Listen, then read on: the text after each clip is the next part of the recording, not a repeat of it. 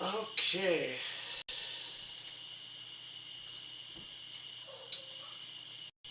Okay, it's time for do another WWE Raw review. This is on the cuffs of Saturday night main event where Gunther made John Cena tap out. I believe it's the first time in his career he ever tapped out in his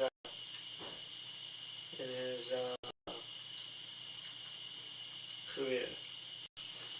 So controversy surrounding this finish. A lot of people think Cena should have at least won on his way out.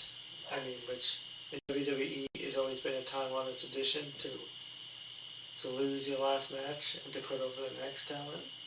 So, I mean, I personally thought John Cena should have just passed out and not give up.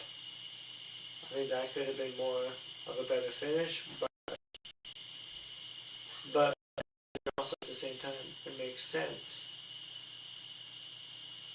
that he, like his whole career, he said never give up. He told the kids never give up, never give up. But then he gave up on his last match because he's not coming back. So, in a way, it kind of makes sense. But, yeah, there's a lot of controversy. During the post-show of Saturday Night Main Event, fans booing Triple H.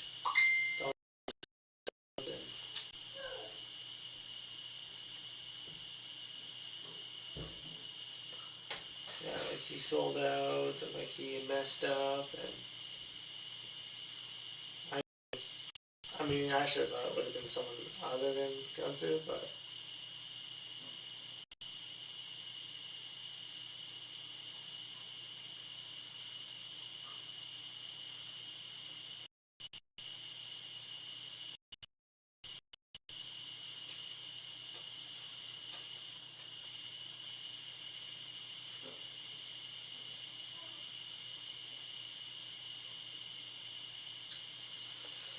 so Gunther opened up the show.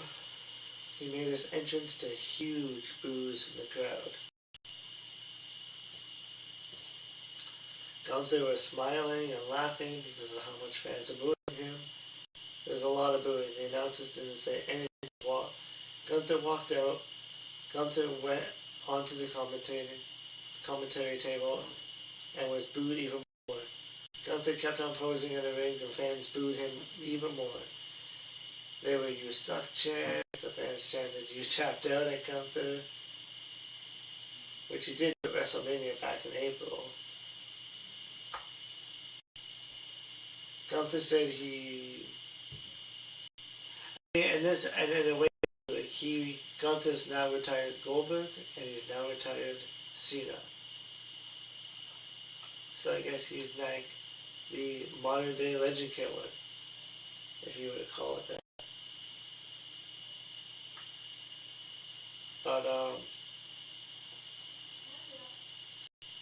Gunther said what he was going to do. He made John Cena give up. He stared at the camera and said when Cena tapped out like a little bee. Gunther left the ring at that point, but then he walked back into the ring to pose on a turnbuckle. And as Gunther nearly made it to the back to the ringside area, Gunther went onto the commentary table to soak in more booze. He did another promo saying that he made John Cena tap out like a bee. Gunther said it's his time now and he'll forever be the man who made John Cena give up.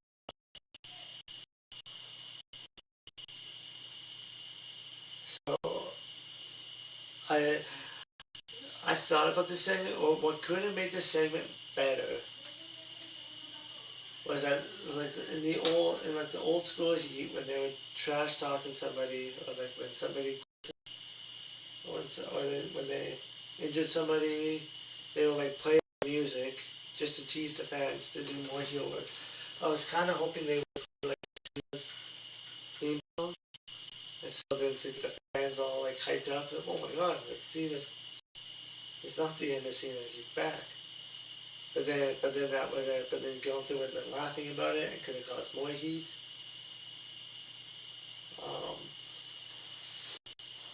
But yeah, just my opinions. And then Gunther was shown walking in the backstage area as he kept saw Otis and Otis said, "I bet you're feeling good," and Gunther said he does. Gunther saw R-Truth, who told Gunther he's a piece of trash. Gunther said sure. And then Raw GM Adam Pearce asked if he was proud. Gunther said he is very proud. Pearce said that Gunther knows Cena's not coming back. Pearce told Gunther that doing that makes him an a-hole, and it wasn't bleep.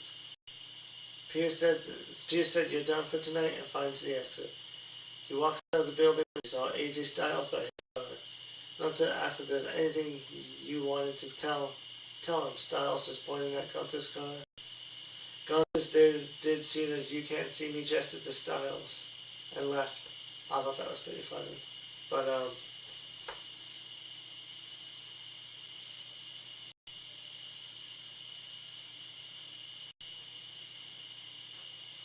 and who knows if they're setting up Gunther versus AJ Styles in his retirement match, and Gunther's going to retire him. So yeah, they could be doing the modern day Legend Killer gimmick.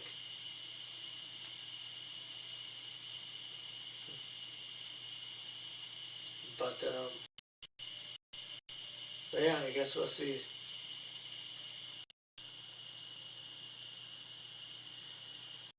So the first match of the night, the Usos made their entrance on the back of the arena as Jey Uso's music played. The fans were eating. There was Jimmy Jey versus the New Day. This match went 18 minutes. It was a good tag team match by two great tag teams. The Usos won this match. With unbelievable near falls on both sides.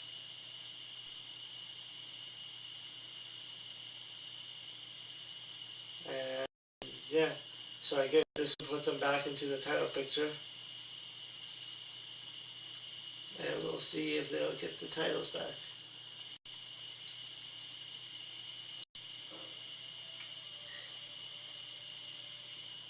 And then they had a few more. And they had another match advertised for January 5th of Raw.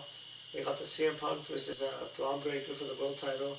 Kabuki Warriors, Asuka and Kairi versus Rhea Ripley and Io Sky, which should be a good match.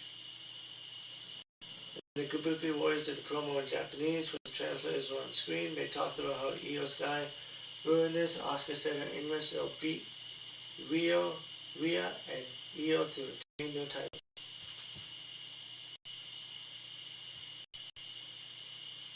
And Brian Saxon was in the upper deck to interview Dominic Mysterio. Dominic said he feels fantastic about John Cena retiring, since Dom was the last one to take the title from him. Dominic said he looks forward to Raquel Rodriguez getting a women's world title match. When Saxon wished him luck, Dom said they didn't need luck because they are champions. A video aired to set Rey Mysterio Logan Paul match. They got into a brawl last week and the Masked Man attacked Rey Mysterio.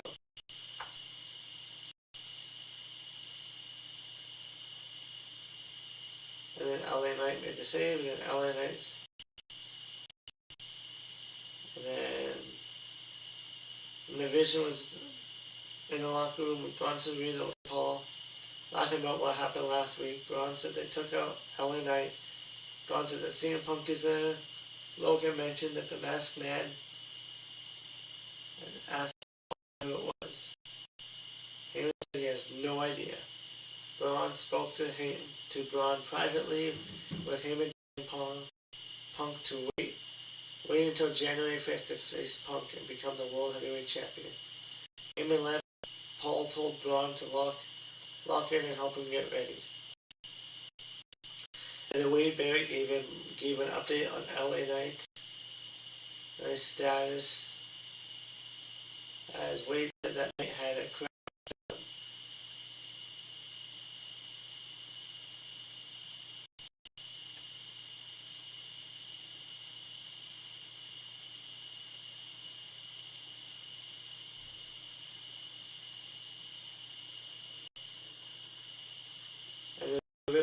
Sky made their entrance, there was a surprise attack from the Kabuki Warriors because Asuka sprayed the green mist into Rhea's face. They beat up Sky as well. When Sky was able to get back into the ring, Zayn jumped off the top with an insane elbow onto Sky's back. Sky sold it like the most painful elbow drop ever because Sky is great like that. And then the wrestlers dressed as WWE medical people tried to help, but they did not actually do anything. Referee Jessica Carr helped Rhea Ripley to the back while the show went on to break for some fans.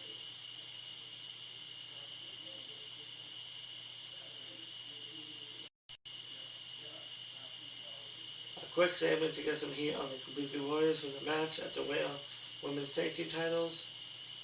And get some heat on the champions. And next up was Maxine Dupree versus Ivy Nile for the Women's Intercontinental Champion.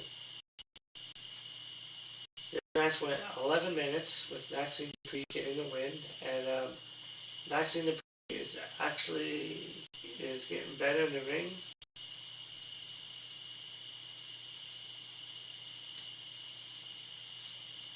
This match wasn't the greatest match, but it was an okay match.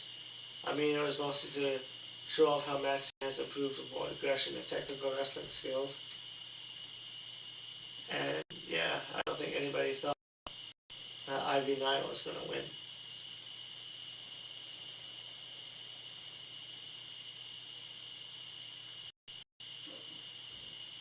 The fans didn't really care about this match.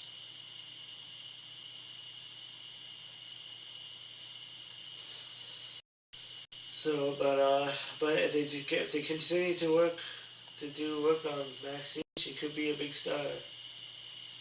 I mean, she's improving every week, so yeah. So with more exposure, she could end up being a big star. I mean, she should be taken seriously since she beat Becky Lynch. But yeah. And then a video aired about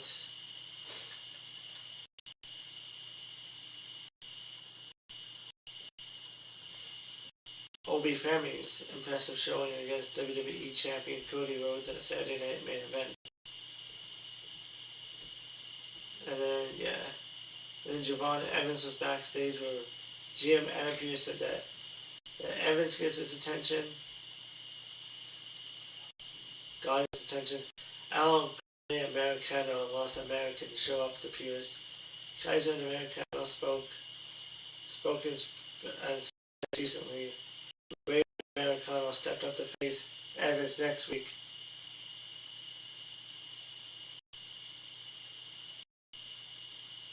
So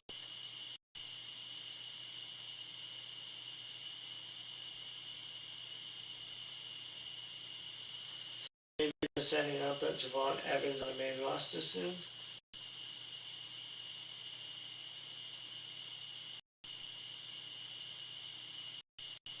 And then Otis and Sawa were interviewed by Brian Saxon. This is during a break for some fans. Otis sucked up to the fans and talked about learning from John Cena. Otis said if Gunther doesn't keep his mouth shut, then the dose is going to shut it for you. And then the CM Punk promo came about. He made his entrance to a big ovation. Punk was in serious mode. Punk said he was forced to miss 2 Raws because people smarter than him wouldn't let him compete or fly. Punk said that War Games hurt, but it wasn't as painful as sitting at home and listening to Braun talk.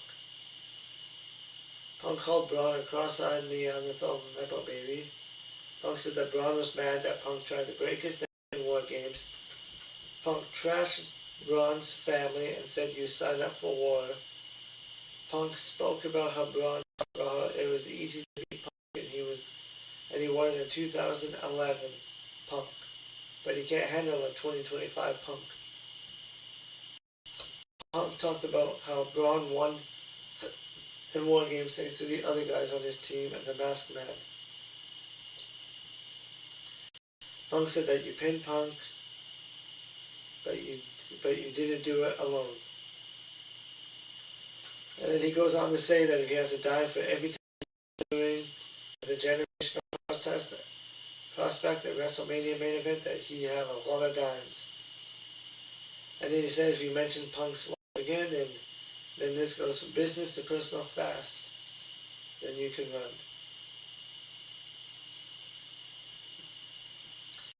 And yeah, then he was basically saying on January 5th he's going to retain his title.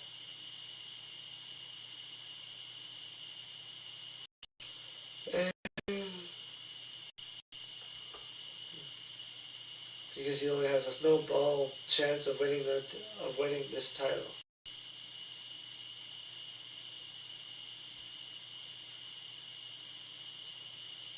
And Punk said that all Braun will have in his left and his father and uncle in Eagle, Wisconsin, Math and GTS 1, 2, 3.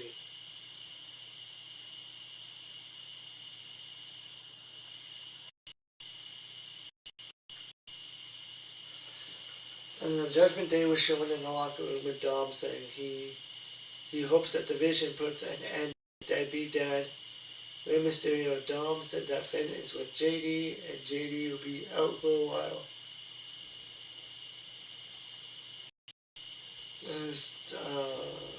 Raquel told Liv and Roxanne that she can handle Stephanie Vaquer on their own. Liv said that she and Perez are going to win the World Tag Team titles. Perez mentioned facing Bayley next week. And Raquel said she's excited because the Judgment Day runs off.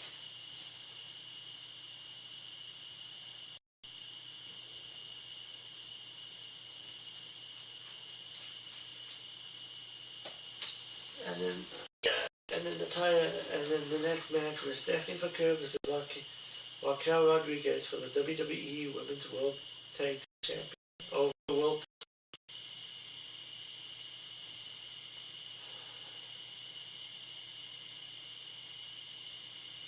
This was an 8-minute match. It could have been a great match, but it was cut short and never really got into the next level because Nikki Bella interfered in the match.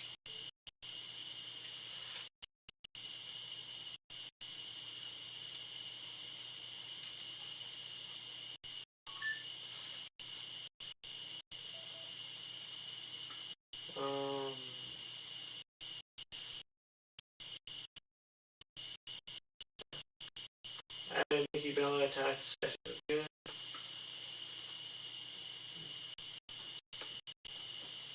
And the fans weren't really into this match, so I mean WWE needs to start promoting some of the younger talent here.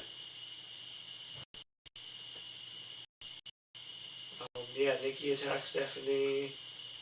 Nikki sent Vaquer into the ring and hit the rack attack in the ring. Nikki told Vaquer not to forget who she is. And then Raw General Manager Adam Pearce was backstage with Paul Heyman. Pearce wanted to know who the Masked Man was. Heyman said Seth Rollins, Becky Lynch, Nikki Ellis, even Bruno Sammartino. And Heyman claimed he didn't know. Pearce said he wanted him to know, which we will find out at the end of the night. Before Heyman left, Rhea Ripley walked in and said she wanted to face Asuka. Pearce booked it for next week. Rey Mysterio was walking backstage. CM Punk walked up to Rey saying he had his back.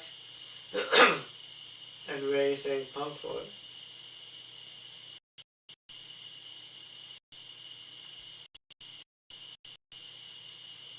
And then the World Tag Team Champions AJ Styles and Dragon Lee were interviewed by Jackie Redmond.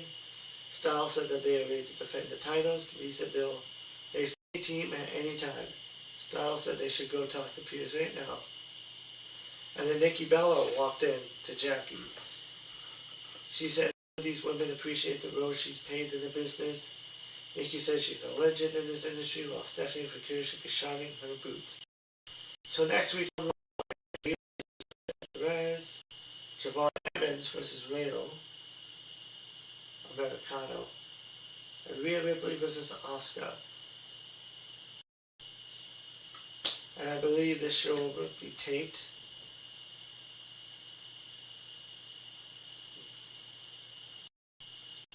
And then Maxine Dupree was backstage with Bayley who hugged Dupree. Maxine had some battle scars on her fingers, so she'd like to get that treated. Lionel asking Bayley how she was doing. Bayley said she was thinking that maybe what Asuka said to her may have been true. Lyra said that that's not the Bayley she knows. Lyra said maybe Bayley's an idiot, so Bayley shoved Lyra and yelled at her about how she beat Perez. They called Lyra an idiot and Bayley left. And the next up was the main event.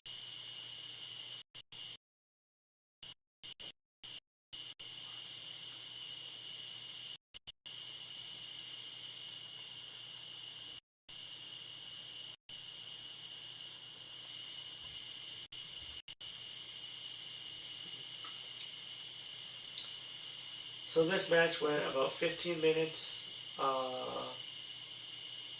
with Logan Paul getting the win.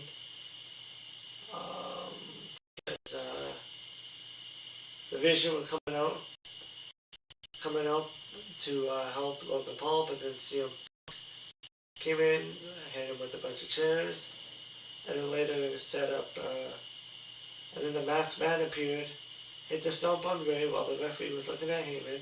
The referee had no idea. Logan went up top with the splash. This was a good match on Raw.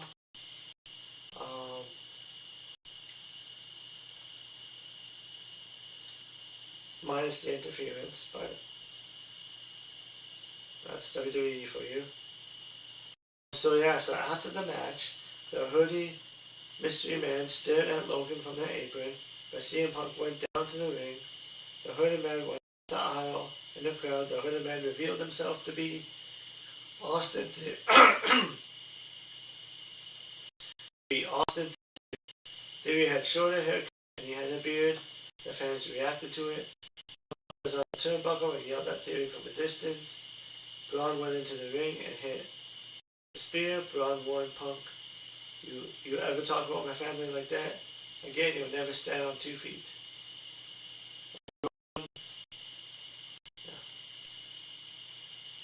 And Braun held up the world title over a fallen Punk. Theory remained in the crowd. And that was the end of the show.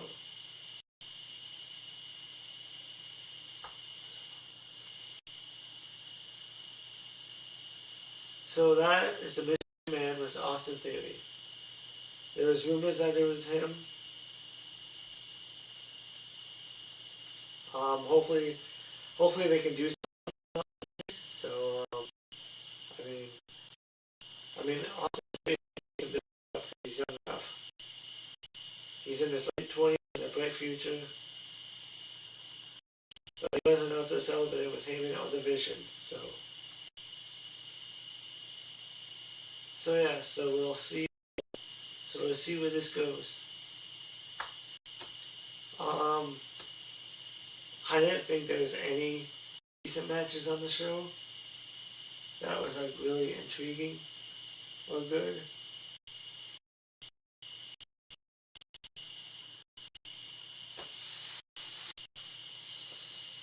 But yeah, but that was Raw, so let me know what you think. I thought it was a below average Raw. It was less interesting than usual. But it's not usually an exciting time for any wrestling company right now because it's near the holidays. So,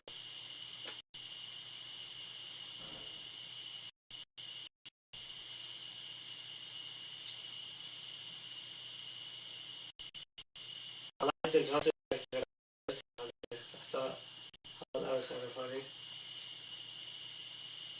But yeah, that is Monday Night Raw, so let me know what you think, and I'll see you in the next video. And John Cena's? Should they have ended John Cena's match the way they did? Let me know. But yeah, but I'll see you in the next video. So bye.